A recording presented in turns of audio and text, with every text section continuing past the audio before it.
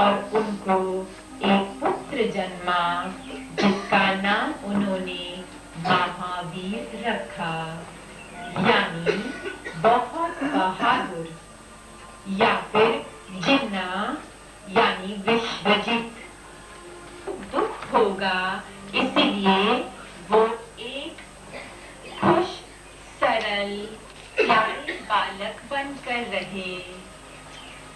महावीर हर बात में निपुण थे, ताकत में, सहन शक्ति में और बुद्धि की तीव्रता में भी। महावीर तुम चिंतक चिंता मिटे, हरो सकल भाव पीर। जिसकी महिमा सारे संसार में फैलेगी। त्रिशला ने फिर अपने तन और मन को स्वच्छ रखा और उनको एक पुत्र जन्मा जिसका नाम उन्होंने महावीर रखा, यानी बहुत बहादुर, या फिर जिन्ना यानी विश्वजित। बचपन से ही महावीर को बड़ी प्यास थी कि वो संसार को त्याग कर रमते हुए मुनि बनकर घूमते रहे, परंतु उन्हें लगा कि अभी उनके माँ बाप को दुख होगा, इसलिए वो एक खुश, सरल, प्यारे बालक बनकर रहे। महावीर हर बात में निपुण थे, ताकत में, सहन शक्ति में और बुद्धि की तीव्रता में भी। महावीर का ब्याह एक यशोधरा नाम की सुंदर हृदय वाली लड़की से हुआ और उन्हें अनुजा नाम की एक बेटी हुई। जब महावीर 30 साल के थे, उनके माता पिता का देहांत हो गया और उन्होंने वहां एक 5 लेयर वाले स्थान पर बैठ गए, जिसको पंडुशिला कहते हैं, और जैन मंदिरों में महावीर भगवान की मूर्ति इसी पे स्थापित की जाती है। किया सहन शक्ति की परिकाष्ठा बनकर पहले अपने केशों को 5 भागों में एक के बाद एक पकड़कर निकाल दिए। इंद्र देवों के राजा महावीर के सामने घुटनों के बल आकर झुक गए और एक अमूल्य रत्न जड़ित प्याले ने उन केशों को इकट्ठा किया। ऐसा पावन था महावीर मुनि का तप।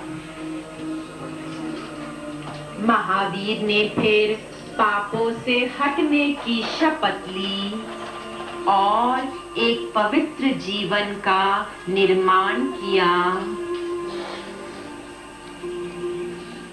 जब महावीर पैदा हुए थे तो उन्हें पहले ही 3 स्तरों का ज्ञान प्राप्त था।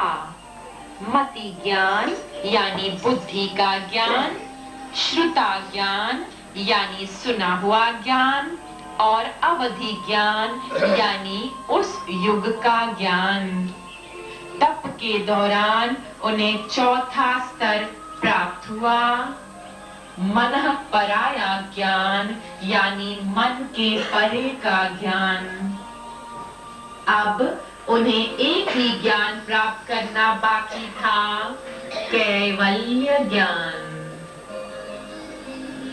महावीर सारे देश में घूमते रहे, ध्यान में मग्न होकर वो दुख सुख से, शोक और विषयों से बहुत परे थे और भीख मांगकर खाते थे। दर्द और पीड़ा उन्हें छूती तक नहीं थी।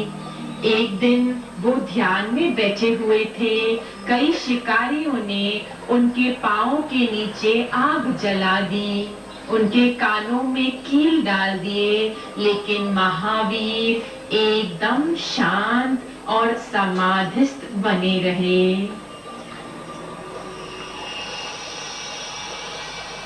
12 साल तक महावीर यात्रा करते रहे। वो एक गांव में एक ही रात गुजारते थे और एक शहर में 4 रातों से अधिक नहीं रहते थे। बारिशों के मौसम में वो 4 महीनों तक एक ही जगह में रहते थे। वो कमल की तरह एकदम पावन थे और उन्हें कुछ भी मैला नहीं कर सकता था। धरती की तरह वो सब कुछ सहन कर लेते थे। एक प्रज्वलित हुई अग्नि की तरह वो अपनी आत्मा में चमकते थे।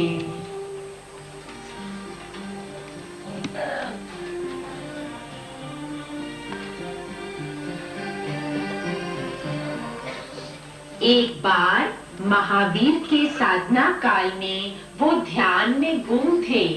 एक बहुत व्यस्त किसान ने उस शख्स को उधर बैठा हुआ देखा कि ये तो कुछ भी नहीं कर रहा और उनसे कहा कि कृपया आप हमारे गांवों को हमारे लिए संभालिए। जब किसान लौटा तो गायें कहीं भी नजर नहीं आई। किसान उन्हें ढूंढने चला गया और तब तक गायें भर पेट भोजन करके लौट आईं और आराम से इन संत के चरणों पे बैठकर विश्राम करने लगी। जब किसान आया तो उसने महावीर पर आरोप लगाया कि तुमने मेरी गौओं को चुराने की कोशिश की है और चाबुक से वो महावीर मुनि को मारने लगा। इंद्र भगवान ने ये दृश्य देखा और उसको फिर रोका। इंद्रदेव ने फिर महावीर मुनि से बहुत विनती की, बहुत प्रार्थना की कि वो उनकी सुरक्षा के लिए उनके पास ही रहें, परंतु महावीर जी नहीं माने। उन्होंने कहा कि एक तीर्थंकर को अपना लक्ष्य अपने साधन से पाना चाहिए और मोक्ष के लिए और किसी को कष्ट नहीं देना चाहिए, किसी की सेवा नहीं लेनी चाहिए। ये जा रहे थे, रास्ते में उन्होंने देखा एक अद्भुत नजारा। सारी देवी देवता यज्ञ में जाने के बजाय एक मुनि के वचनों को सुनने के लिए दौड़ रहे थे। गौतम भी वहां गया कि ये कहां जा रहे हैं, तो उन्होंने इन आचार्य के दर्शन किए। वो हैरान हो गए जब उन मुनि ने उनको गौतम करके पुकारा और वे और भी हैरान हो गए जब बिना पूछे महावीर भगवान ने उनके अनंत प्रश्नों के उत्तर दिए। उनके सारे संशय भरम दूर हो गए, कर्मों के बारे में, जीव के बारे में और मोक्ष के बारे में।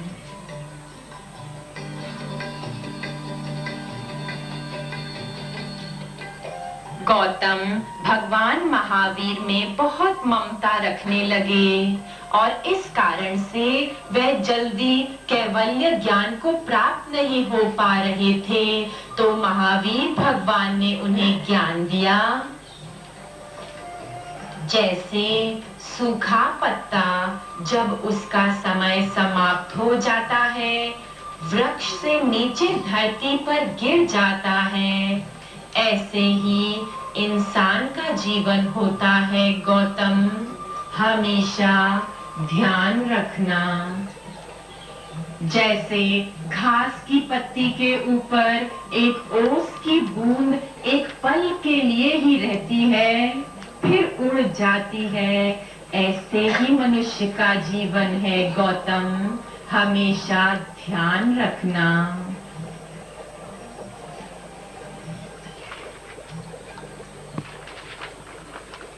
महा 8 कर्मों के विजेता वो अरहत बन गए यानी लायक, वो अरिहंत बन गए यानी के दुश्मनों को नाश करने वाले, विकारों के दुश्मन वो अरुहंत बन गए यानी जिन्होंने कर्मों के जड़ों को ही उखाड़ कर भस्म कर दिया है। ओम नमो अरिहंताणं, नमो सिद्धाणं, नमो आयर्याणं, नमो उज्जायाणं, नमो लोये सब सावणं। एषो पंचनमुक्कारो सर्व पाव परासनो, मंगलाणं च सर्वे सिंहं पड़वमः वै मंगलम्।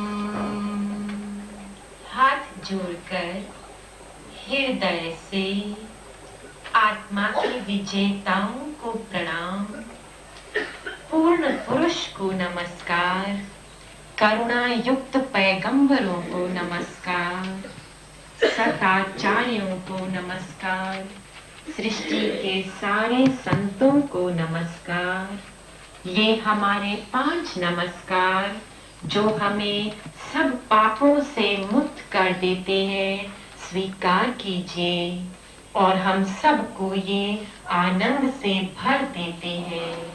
जो इन्हें दोहराता है उसका सब कुछ मंगलमय हो जाता है। Salutations to the conquerors of self, salutation to the perfect being, salutation to the noble masters, salutation to the teachers, salutation to all the saints in the world. These are the 5 salutations which eradicate all sins and are blissful to all. By speaking these, auspiciousness comes to all. Om Namo Arihantanam, Namo Arihantanam, Namo Siddhanam, Namo Siddhanam, Namo Airiyanam, Namo Airiyanam, Namo Uvachayanam, Namo Uvachayanam, Namo Loe Sarsaunam, Namo Loe Sarsaunam, Namo Arihantanam, Namo Arihantanam, Namo Siddhanam, Namo Siddhanam, Namo Airiyanam, Namo Airiyanam, Namo Uvachayanam, Namo Uvachayanam, Namo Loe Sarsaunam, Namo Loe Sarsaunam, Namo Arihantanam, Namo Arihantanam, Namo Siddhanam, Namo Siddhanam, Namo Airiyanam, Namo Airiyanam, Namo Uvachayanam, Namo Uvachayanam, Namo Loe Sarsaunam, Namo Loe Sarsaunam, Namo Arihantanam, Namo Arihantanam, Namo Siddhanam, Namo Siddhanam, Namo Airiyanam, Namo Airiyanam, Namo Uvachayanam, Namo Uvachayanam,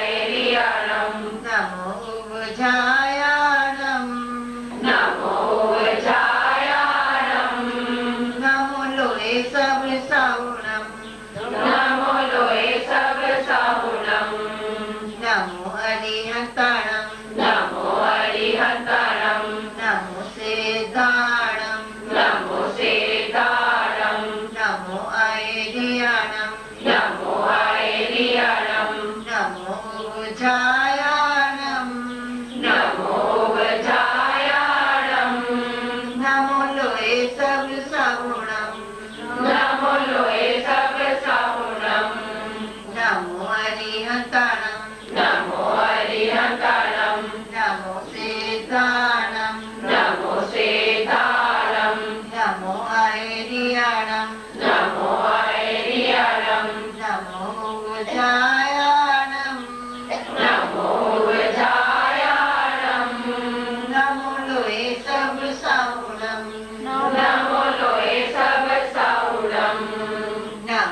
अरिहन्ताणं नमो अरिहन्ताणं नमो सेताणं नमो सेधाणं नमो ऐरियाणं नमो ऐरियाणं नमो उभुजायाणं नमो वज्रायाणं नमो लोये सब साहुणं नमो लोये सब साहुणं नमो अरिहन्ताणं नमो अरिहन्ताणं नमो सेताणं नमो सेधाणं नमो ऐरियाणं नमो ऐरियाणं नमो उभुजायाणं नमो वज्रायाणं नमो लोये सब साहुणं नमो लोये सब साहुणं सेधाणं नमो ऐरियाणं नमो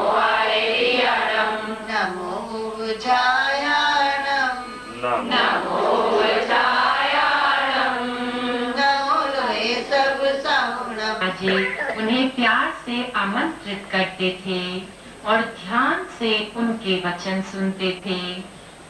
महावीर भगवान मुनियों और साधवियों के साथ जो उनके शिष्य थे उनके साथ यात्रा करते थे। करते ही अपनी सारी की सारी सेना को अपनी फौज लेकर महावीर के अमृत वचन सुनने के लिए आए और उनके पक्के भगत बन गए। जहाँ भी महावीर भगवान जाते थे सब लोग उन्हें बहुत प्यार, विश्वास, राइट फेथ, सम्यक चरित्र यानी सही आचरण, राइट कंडक्ट। महावीर भगवान ने कहा पहले ज्ञान और फिर दया, क्योंकि जब तक मनुष्य एक जीव का सत्य रूप की पहचान नहीं करेगा वो उस पर दया कैसे करेगा। ये सम्यक ज्ञान है।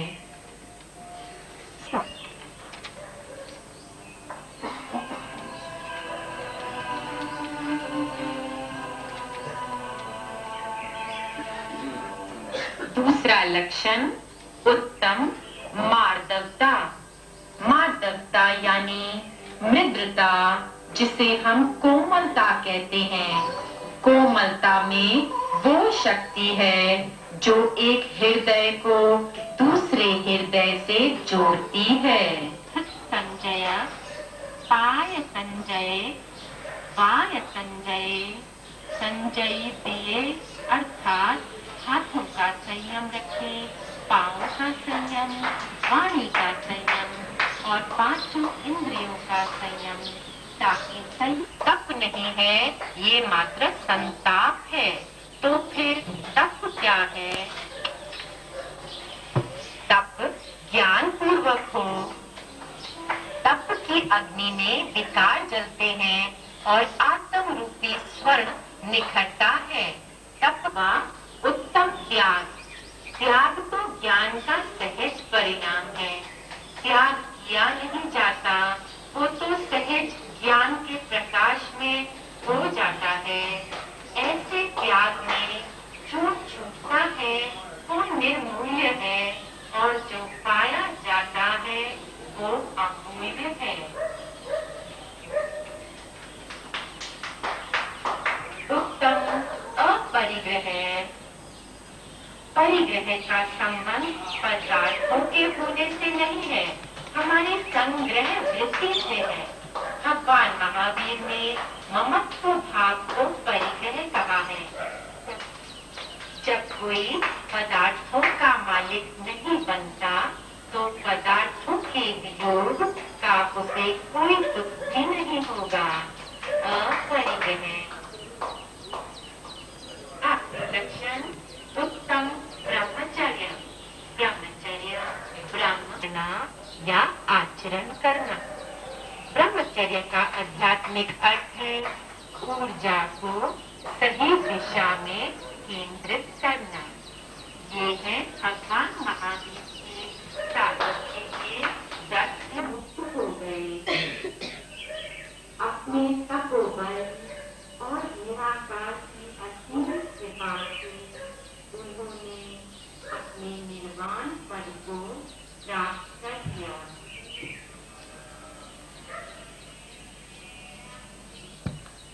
शीश नवा अरिहंत को सिद्धन करो परम को मन मंदिर में हार।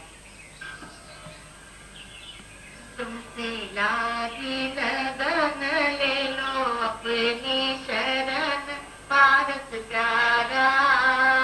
मेठो जी संकट हमारा। तुमसे लागी लगन ले लो अपनी शरण पारस प्यारा। मेठो जी संकट हमारा। निष्दिन